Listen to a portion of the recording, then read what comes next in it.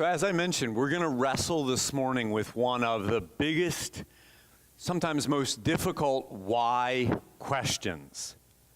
And like we needed a reminder of this, 10 days ago I got a phone call by one of our members who said that there was an active shooter incident just a couple miles from here, and one of their family members worked out at that Rite Aid distribution center. And could I lift that up in prayer?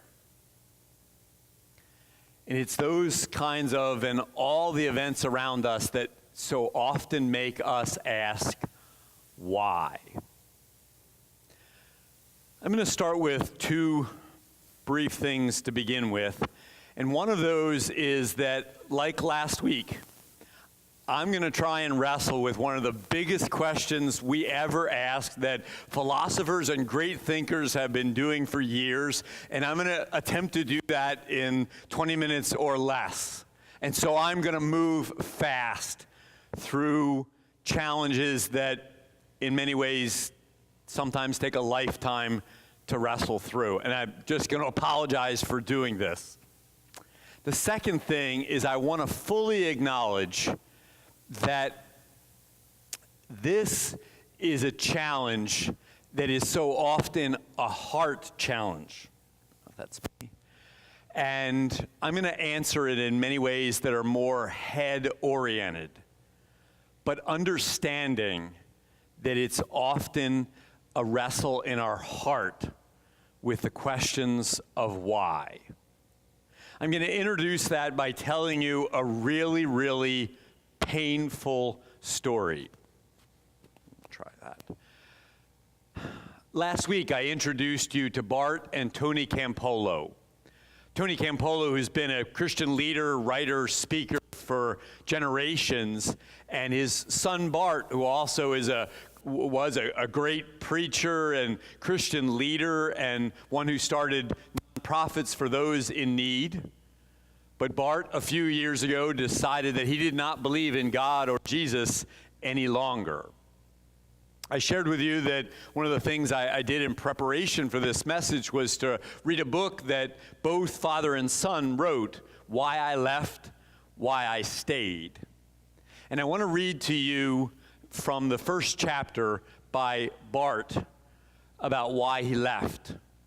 And I shared with you last week that Bart said it was 1,000 tiny cuts, but he shares one of the earliest and most painful in this way. Bart writes, "Clear as I was about my calling, however, my new faith was rocked by the suffering I'd seen in the lives of our day camp kids and their families in this camp that he had helped to run in Camden, which called into question everything I was learning about God. One encounter in particular summed up my struggle, and try as I might, I couldn't put it out of my mind. Toward the end of the summer, I'd gotten to know Shonda, the warm, friendly mother of one of my favorite campers, a rambunctious 10-year-old named Craig. Given my fresh convert zeal, it was only a matter of time before I tried to lead her to Christ. But when I did, she cut me off cold. 'Don't waste your breath, Bart,' she told me in a bitter voice.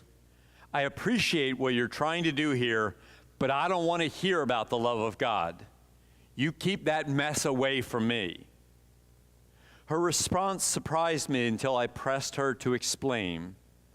Shonda had grown up in a Christian family, she told me, and loved everything about church until one day, as she walked home from school as a 9-year-old, a group of young men dragged her into a vacant house and gang raped her. A few days later, when Shonda asked why God hadn't rescued her, her Sunday school teacher explained that because God was all-knowing and all-powerful, he could have stopped the attack, which meant that he must have allowed it for a good reason. The real question, the teacher went on, was what Shonda could learn from the experience that would enable her to better love and glorify God. In that moment, Shonda told me she rejected God forever.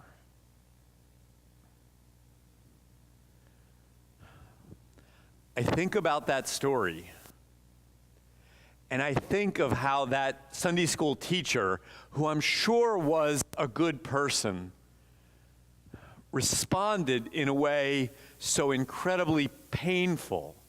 What she should have done was gotten down, wrapped that little girl in her arms, and said, "I'm so sorry, I love you, God loves you, let's help you get some counseling, let's go to the police, and maybe we can find these guys and punish them as needs to have happen."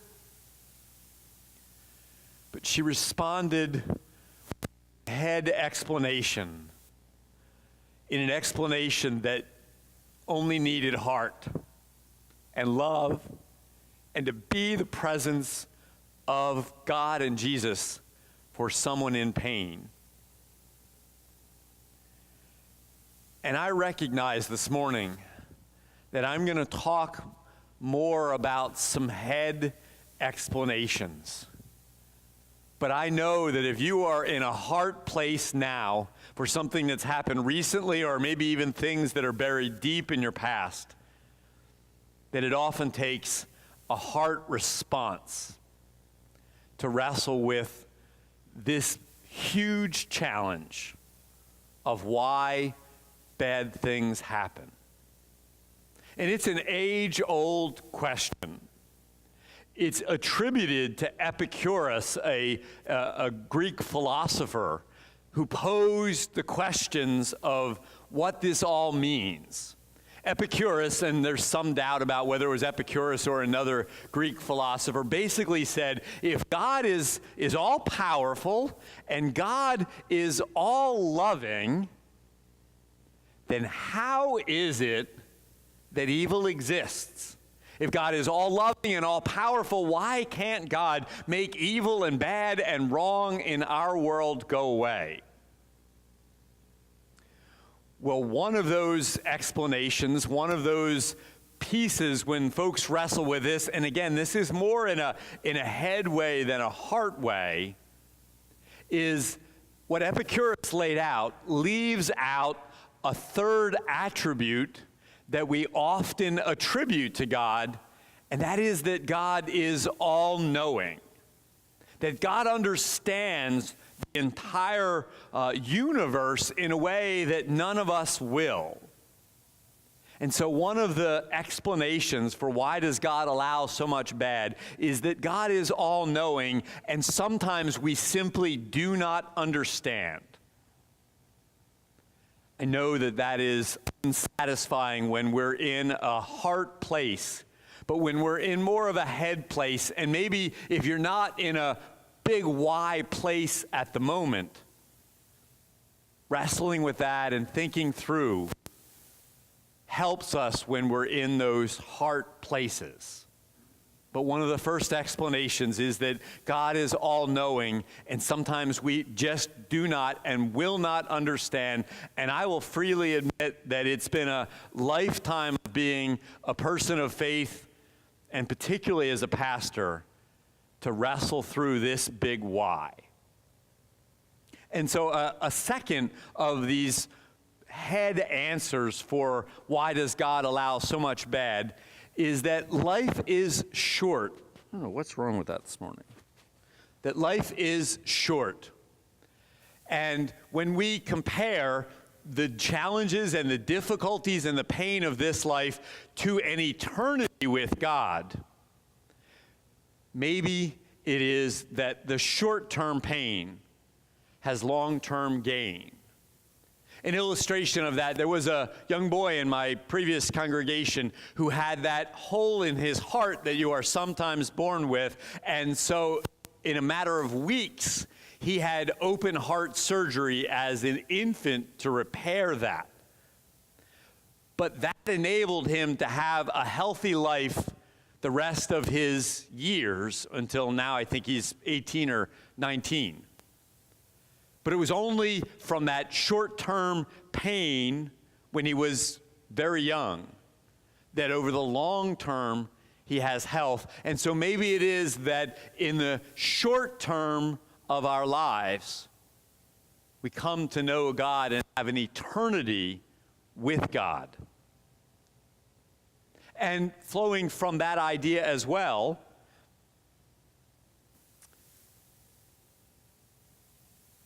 now I'm going to jump to number 4. I think that judgment, the Christian idea of judgment, also helps us sometimes realize that what has happened short term plays out in God's judgment long term. And maybe then going back to the third part is that God does allow free will. God allows us to make mistakes and do things that are wrong, to choose the good and the bad.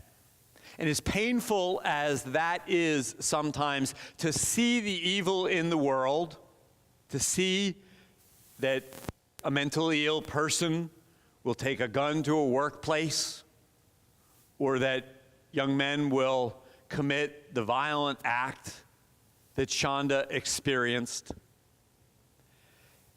that why doesn't God make us be good? Why doesn't God order our days and control us? Well, I sometimes look at this as I do in being a parent. I could try and control my sons. I could try and order their days and keep them well protected. I could try and make them do everything that I know is good for them. I could lock them in their room and pad their walls, never let them have friends who would betray them or date a girl who might break their heart. I could try and control their lives. But I'm smart enough to know that if I did that to my kids, they'd hate me for it, for trying to run their lives. And I'm an imperfect parent. And if I know as an imperfect parent that I can't control my kids, then how much more does our perfect parent, God, know that we would hate God if we were little puppets on a string, made to do everything just the way God desires. And so we have the consequences of our actions.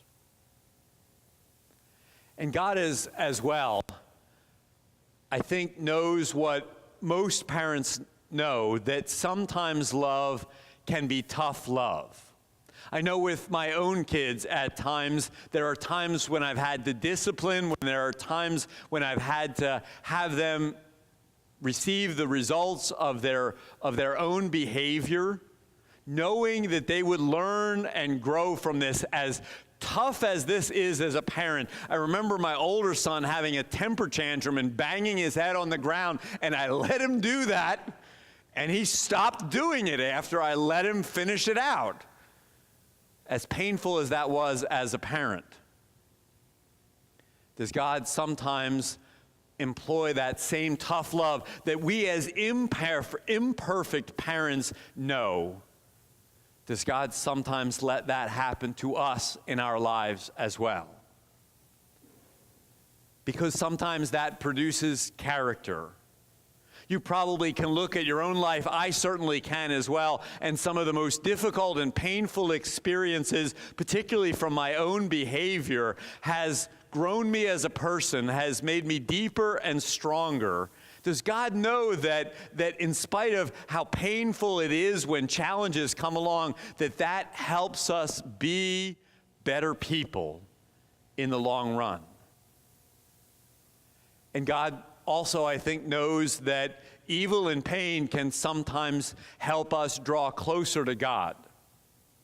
Many of you have probably heard me describe that in my own faith journey, the reason that I am a pastor and the reason that I am a deeper person of faith is because one of the pastors of my home church died in a wedding of a heart attack right in front of the entire congregation and me standing in the back.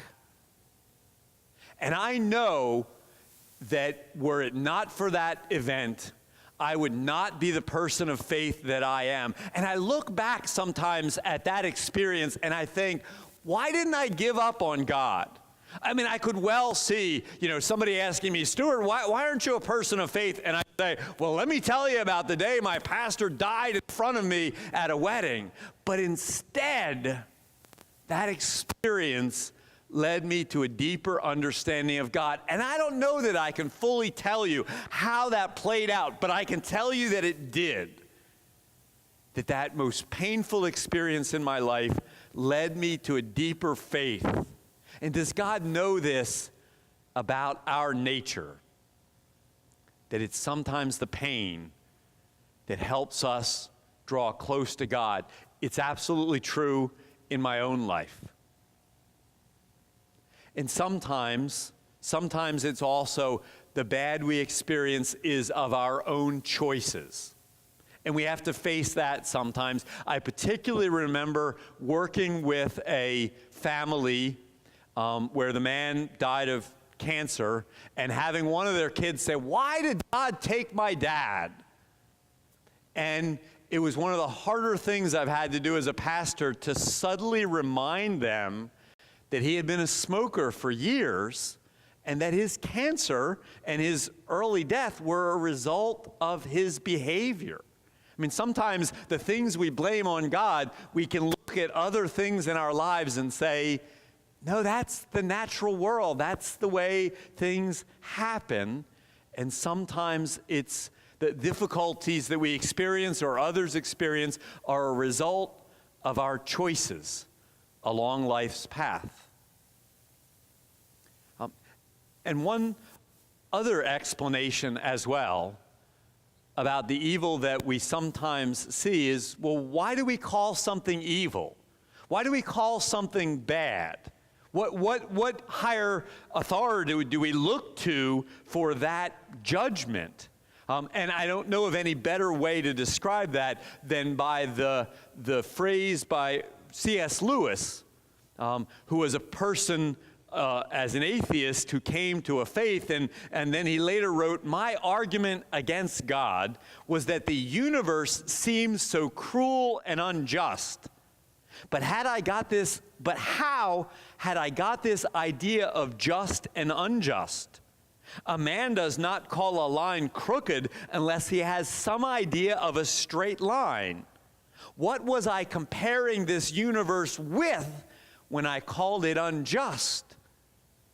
And Lewis realized it was an idea of justice that he got from God that made him call things bad and unjust. And yet one more explanation is that our world is fallen. Our world is broken. Even as we are imperfect, our world is imperfect. I remember the time when I remember thinking this most. I was leaving the hospital from a lovely woman who was dying too young of cancer of no fault of her own. Her family gathered around her bedside. She was a local teacher, much loved by her students. And I remember walking out of that hospital thinking that not only are we broken and imperfect and fallen, but our world is as well.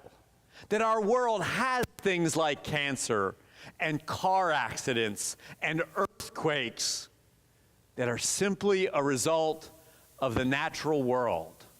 And that God could surely, I suppose, step in and change things, but our world would fly apart if every time something that was going wrong needed to be fixed. In the classic book, Why Bad Things Happen to Good People, Rabbi Harold Kushner describes that if a bricklayer accidentally drops a brick and someone is below that brick, does God make the bricklayer not drop the brick, or make the laws of gravity suddenly cease, or make the laws of our body change so that the brick bounces off?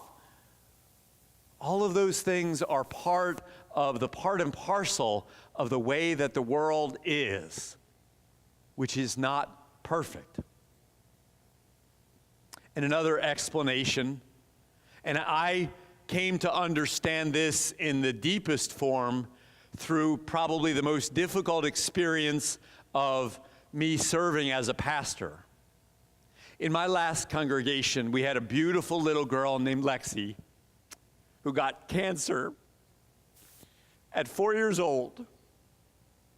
And she had the best medical care in the country through some of the hospitals in this area.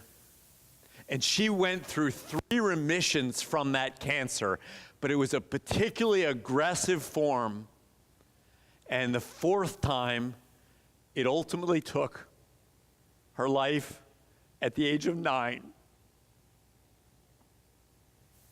She suffered with cancer for more than half of her short life.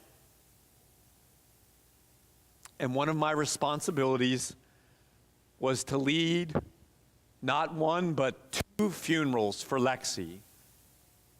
We had 1 funeral in the church for friends and family only, and that, of course, filled the church. And then we had a 2nd funeral in a local school because the whole community had been affected by Lexi's cancer and death. And what I preached at those 2 funerals is what I shared in a brief, simple form earlier.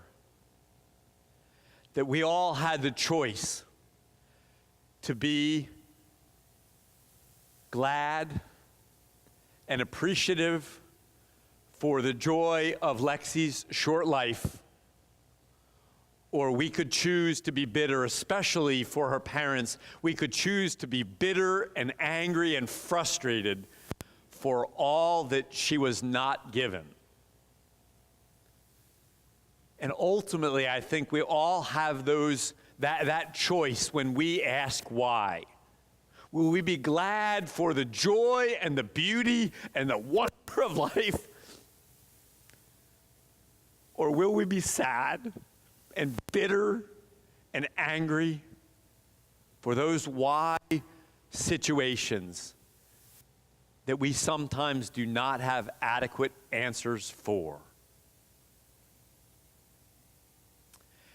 And one last explanation, and this is the one drawn particularly from the Christian faith. And if you're not there in your faith, this may not mean anything to you, or it may make you wonder. But that question that Epicurus posed, if God is all powerful and all loving, then why would there be evil? Christians ultimately don't ask that question because it is at the very heart of the Christian faith.